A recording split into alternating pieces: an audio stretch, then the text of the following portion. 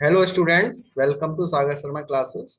आज हम आपके लिए लेके आए हैं मार्केटिंग मैनेजमेंट का एक इम्पोर्टेंट टॉपिक, जिसमें हम आपके साथ डिस्कस करेंगे 4 P's ऑफ मार्केटिंग। एंड इसके बाद हम आपसे और डिस्कस करेंगे जो एक्सटेंडेड इसमें ऐड किए गए हैं 3 P's। तो ये बनता है आपका 7 P's ऑफ मार्केटिंग। दोनों ही टॉपिक काफी ज्यादा इंपॉर्टेंट है, काफी बार एग्जाम्स में क्वेश्चन पूछे जाते हैं, चाहे यूजीसी नेट हो चाहे स्टेट लेवल एग्जामिनेशन हो। तो शॉर्ट में हम आपको बताएंगे जो जो एग्जाम्स में क्वेश्चन पूछे जाते हैं उसके बेसिस पे। सबसे पहले 4 P's ऑफ मार्केटिंग को, इसको हम ओरिजिनल मार्केटिंग मिक्स भी बोलते हैं। और ये डेवलप्ड किया गया था, ये काफी ज्यादा नेम इनका फेमस है, ई जैकॉम मैकार्थी। इसको आप नोट कर सकते हो, ई जैकॉम मैकार्थी। और ये कब डेवलप किया गया था, इसका ईयर भी पूछा जा सकता है। तो ये 1960 में 4 P's ऑफ मार्केटिंग सबसे पहले बताए थे ई जैकॉम मैकार्थी ने। और इसमें कौन कौन से 4 P's है? सबसे पहले product, after that price, and third one is place, and fourth one is promotion. तो इनके बारे में शॉर्ट में जान लेते हैं, what is product and what is price, what is place and what is promotion. तो product is the actual good और सर्विस बीइंग ऑफर्ड। प्रोडक्ट में जो भी उसके फिजिकल एट्रीब्यूट्स हैं उसकी बात की जाती है। This includes is design and the quality, features, benefits and packaging. तो ये सारी चीजें प्रोडक्ट में आती हैं। प्राइस क्या होता है? प्राइस रिलेट करता है मॉनेटरी वैल्यू से। जो भी आप प्रोडक्ट परचेज करना चाह रहे हो उसकी मॉनेटरी वैल्यू क्या है, that is monetary value of that product. The pricing strategy must balance the profitability with customer perception of value and willingness to pay. तो एक जो भी कंपनी है वो प्राइस डिसाइड करते समय कोई भी प्राइसिंग स्ट्रेटजी अपना सकती है। मार्केटिंग में different types of pricing strategies हैं। फॉर एग्जांपल, एक प्राइसिंग स्ट्रेटजी होती है आपकी स्किमिंग प्राइसिंग स्ट्रेटजी। तो जिसमें कोई प्रोडक्ट ऐसा है जिसके हाई प्राइसेस चार्ज किए जाते हैं क्योंकि वो प्रोडक्ट बिल्कुल यूनिक है, मार्केट में नया आया है। तो ये तो जस्ट फॉर एग्जांपल मैंने बताया। लेकिन प्राइस डिसाइड करते समय आपको कस्टमर का विलिंगनेस टू पे भी देखना होता है। ये नहीं आपने कोई कंपनी ने ज्यादा प्राइस चार्ज कर दिया और कस्टमर उतना विलिंगनेस नहीं है पे करने के लिए, तो ये चीज ध्यान रखनी है। Third one is place. This is the most important P of marketing mix. the channels of distribution used to make the product available to the target customer at the right time and location, ये place में आता है। Obviously आपने product बना लिया, price decide कर दिया, लेकिन जब तक उसके लिए एक सुटेबल प्लेस नहीं है, एक आपने ऐसा प्लेस डिसाइड नहीं किया है जहां पे कस्टमर जाके इजिली उसको परचेज कर पा रहे हैं। और ये सब पॉसिबल होता है with the help of channel of distribution.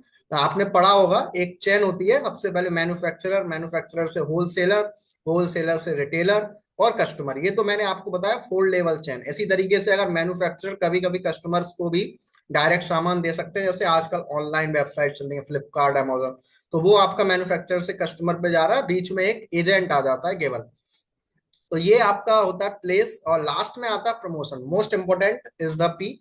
Promotion is the includes advertising. यहाँ पे भी हम different types of promotion include कर सकते हैं। एडवर्टाइजिंग होता है, और इसमें आता है पर्सनल सेलिंग। कोई अगर आपके पास फेस टू फेस कम्युनिकेशन की नीड है किसी प्रोडक्ट को सेल करने में, तो वहाँ पर्सनल सेलिंग यूज हो सकता है। एंड और भी यहाँ पे आते हैं आपके सेल्स प्रमोशन टेक्निक्स आती हैं। सेल्स प्रमोशन में आप डिफरेंट डिफरेंट जो फेयर्स कंडक्ट करा सकते हो, और इसमें हम इंक्लूड कर सकते हैं आपके कूपन्स वगैरह, हम विड्रॉ करवा सकते हैं। तो ये सारी चीजें इसमें आते हैं। तो आई थिंक आपको 4 P's ऑफ मार्केटिंग क्लियर होगा। Now we will discuss the 7 P's of marketing.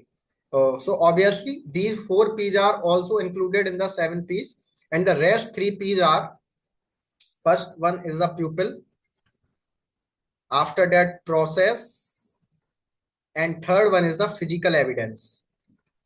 Physical evidence. So most important thing, firstly you have to remember who have given these 7 P's, or we can say who have extended these 3 P's. The name of that is Booms and Bittner. Most important, Booms and Bittner. और ये आपका दिया गया था 1981 में। 1981 में। Now इनके बारे में डिस्कस कर लेते हैं, what is प्यूपिल, process and physical evidence. तो प्यूपिल all the individuals who interact with the customer, including the employees, staff, and the customer service representatives. So in pupil we include all the individuals like employees, staff, and the customer service representative. So their attitude, skill, and behavior significantly impact the customer experience and brand perception. तो जो भी लोग customer के साथ interact करने वाले हैं, जो कंपनी से रिलेट करते हैं, वो सब पीपल में इंक्लूड रहते हैं. After that process, process is the system, procedures, and flow of activities by which a service is delivered to the customer. तो बेसिकली यहाँ पे ये जो प्लेस वाला सिस्टम था वो यहाँ फॉलो किया जाता है, या और भी जो प्रोसीजर्स हैं जो कंपनी फॉलो करती है अपनी गुड्स और सर्विसेज को डिलीवर करने के लिए कस्टमर के लिए. तो यहाँ पे हमें याद रखना है, efficient and streamlined processes ensure the consistency and enhance the customer satisfaction. After that, last P of the 7 P's is physical evidence. Physical evidence includes the tangible aspects, not the non-tangible. It includes only the tangible aspects or clues that customers can use to evaluate the quality of a service. Since services are intangible, so this includes the physical environment of a store or office, website design and packaging, branding materials and uniforms. तो basically physical evidence में वो सारी चीजें आएंगी. जैसे कोई product मैं purchase करने जाता हूँ तो उसकी क्या पैकेजिंग है, क्या ब्रांडिंग है, और जो उसका स्टोर है या जो ऑफिस है उसकी क्या लोकेशन है. ये सारी चीजें फिजिकल एविडेंस में मैटर करती हैं और ये टेंजिबल एस्पेक्ट से रेफर करता है. तो आई थिंक आपको 4 P's और 7 P's ऑफ मार्केटिंग के बारे में जो बेसिक चीजें हैं जो एग्जाम्स में पूछी जाती हैं वो मैंने आपको बता दी हैं. फिर भी कोई डाउट है तो आप कमेंट सेक्शन में जरूर पूछ सकते हैं. Thank you.